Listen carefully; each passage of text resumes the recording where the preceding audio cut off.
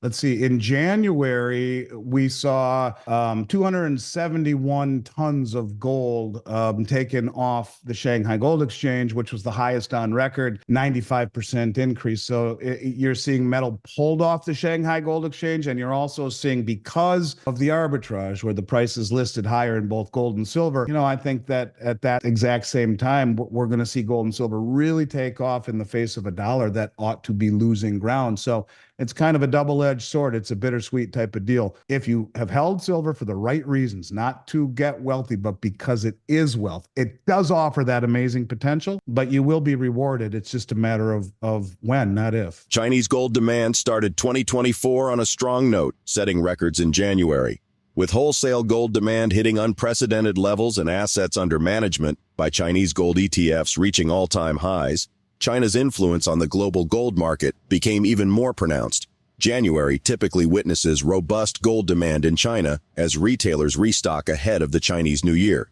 This year, gold withdrawals from the Shanghai Gold Exchange, SGE, soared to 271 tons, marking the highest level on record. This surge in demand resulted in a 95% increase compared to the previous year and a remarkable 65% increase month-on-month.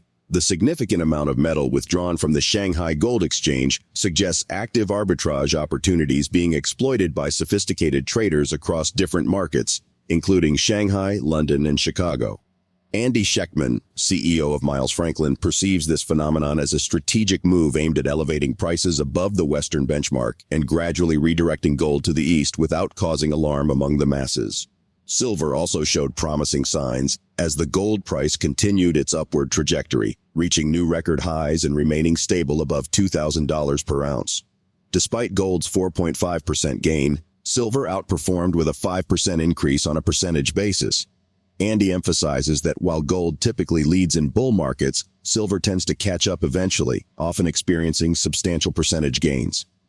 Discussing the longevity of the existing U.S. 90% silver stock once the masses become aware, Andy acknowledges that suggesting it could last only a day might sound extreme. Yet, he emphasizes the importance of holding silver for its inherent value, which could yield substantial rewards in the long run amidst the dynamics of the silver market. We will present clips from Andy Schectman's interview with Liberty and Finance. But before we do, if you want more videos like this, please hit the subscribe button and turn on the notification bell for more updates. Thank you, and enjoy the video. See, in January, we saw 271 tons of gold taken off the Shanghai Gold Exchange, which was the highest on record, 95% increase. So you're seeing metal pulled off the Shanghai Gold Exchange, and you're also seeing, because of the arbitrage where the price is listed higher in both gold and silver, the very sophisticated traders who have access to both Shanghai, London, and Chicago markets, the ability to buy in the West and sell in China. Look at the numbers that we see coming out of the refineries in Switzerland, record numbers of refined product, all of it heading eastward. So the answer is yes, and they'll continue to turn up the heat on arbitrage, continue to raise the price above the Western benchmark, and they will siphon off slowly and methodically the right way, not too fast to alert the masses, slow enough to keep everyone asleep. But the answer is yes. And not only that, they're the largest producers and accumulators of gold. Silver and gold, if you go back to the beginning of time, have a 90% correlation in movement. They're not always symmetrical, but as you'll hear over and over and over again, listen to guys like Rick Rule, who will tell you that in previous bull markets, gold has always led the way, and silver then outperforms on a percentage basis, kind of like being pulled behind with a rubber band that gets stretched too thin or too tight, then bang, it just snaps to catch up. That is what we would expect. And, look, I think you have to ask yourself, why would a handful of commercial banks for the last several years be short in the most concentrated fashion of any commodity traded on the COMEX market if it weren't very relevant? And when you see a country like India over the last 2 years import over 400 million ounces, which is almost exactly what we've seen leave the COMEX over that same period of time, you got to wonder how much of that silver has left the COMEX and head to India and will never come back. So silver will have its day. But, the old saying, markets can remain irrational longer than you can remain solvent. You're going to have strong fingertips, and you will wake up one day and say, damn it, I knew it. And it will be great for your, for your psyche, knowing that you were right. But, I think that at that exact same time, we're going to see gold and silver really take off in the face of a dollar that ought to be losing ground. So it's kind of a double-edged sword. It's a bittersweet type of deal. If you have held silver for the right reasons, not to get wealthy, but because it is wealth, it does offer that amazing potential, but you will be rewarded. It's just a matter of when, not if. If you realize 0.5% allocation, even financial advisors will acquiesce, fine. You should probably have 5% of your assets or 10% in gold. If it were a 5% increase or 5% allocation, that's a tenfold increase in demand. And pre-65 silver hasn't been made for what? Almost 60 years. And so, yeah, you're talking about what is available today, and we've seen this done again, you and I, over and over and over again. It can be totally flush and low premiums. You blink an eye and open up your eyes, and it's impossible to find with $10 an ounce premium. So, not long. In fact, that will be the first thing to disappear because you can't make it any longer. It hasn't been made for. The United States economy's battle against inflation has sparked global skepticism, especially as BRICS nations seek to reduce reliance on the U.S. dollar. Amid this backdrop, multiple central banks bolstered their gold reserves to hedge against dollar volatility. China, Germany, and Turkey have notably adopted this strategy in the past 6 months, aiming to diversify their assets with tangible holdings. This move is particularly crucial for nations with strained relations with the U.S., providing a safeguard against potential economic vulnerabilities. According to Andy's insights, BRICS nations are aware of perceived flaws in the Western price-setting mechanism for precious metals like gold and silver, which they view as manipulated and undervalued. This awareness has prompted discussions among these nations about potential alternatives to the current system. Furthermore, a senior government official from India, speaking on the condition of anonymity, revealed that the study on a BRICS currency could become a focal point of discussion at the upcoming summit in October 2024. The 16th summit, scheduled in the Kazan region of Russia, might delve into discussion on currency diversification and exploring alternatives to the current monetary framework. Andy perceives this as a signal that BRICS nations are contemplating the creation of a new currency, backed by a basket of national currencies and commodities, potentially utilizing blockchain or distributed ledger technology for transactions outside the traditional banking system.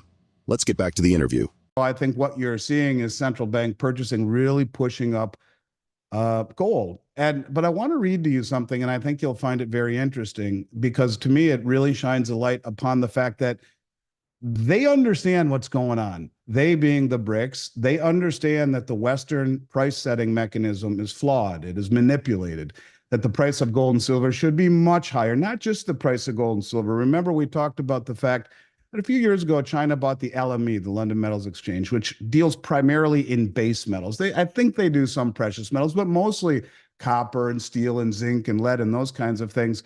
They're now going to be warehousing those metals in China and listing those contracts on the LME owned by the Chinese. The Chinese are very shrewd, and the BRICS are very shrewd, and what they're doing is making a play on all of the world's commodities, both soft, hard, and precious.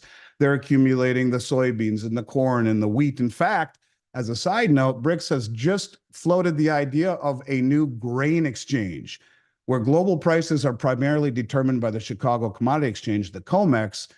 These countries who produce as much or more grain than the West does wants to be free from the price setting mechanism. And that's what we're going to talk about here in one quick second. But I want people to understand that they understand what's going on. And the reason that they are not throwing a fit is because it falls right into their hands or playing right into their game. And that is to use the suppression of the Western markets, the manipulation of the markets that, I guess, in the West's eyes, support a narrative of strength of dollar, strength of economy, and strength of bond market, which we all know are illusionary.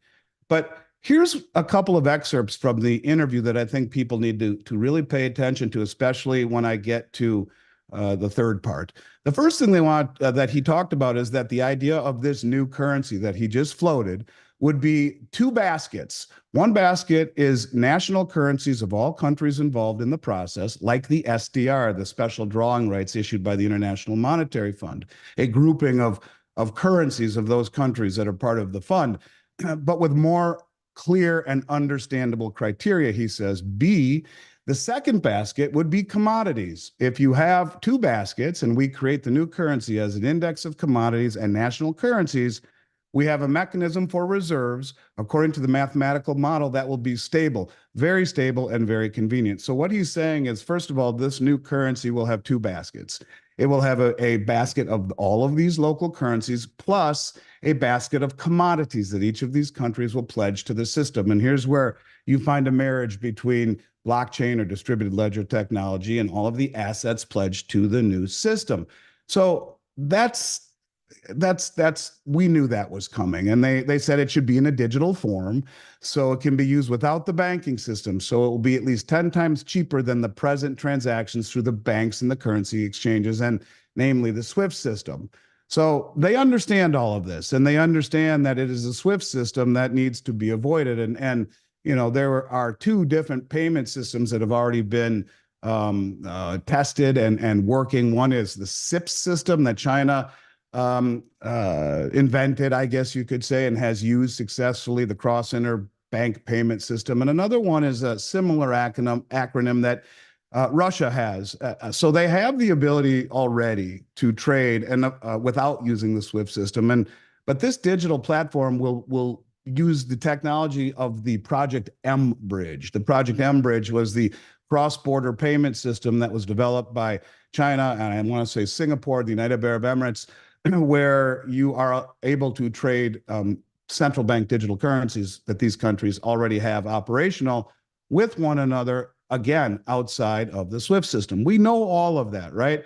But here's the part that I thought was fascinating, and I want people to understand this is the long game, and they know what they are doing. He says the second part is for price. China is witnessing a surge in gold demand, emphasized by a record withdrawal from the Shanghai Gold Exchange, causing a noticeable shift in market dynamics. Concurrently, physical bullion owners are accelerating profit-taking, potentially adding supply to the global market and exerting downward pressure on prices. Gold's lack of income generation heightened the vulnerability of these new all-time highs. If central banks, particularly the U.S. Federal Reserve, opt for prolonged higher interest rates to curb inflation, it could dampen speculative activity in COMEX futures and options, potentially impacting the recent surge in gold prices. How do you anticipate these factors shaping the future trajectory of gold prices? Share your thoughts in the comment section below. Also, ensure you like this video, subscribe to the channel, and turn on post notifications for more videos like this. Thanks for watching.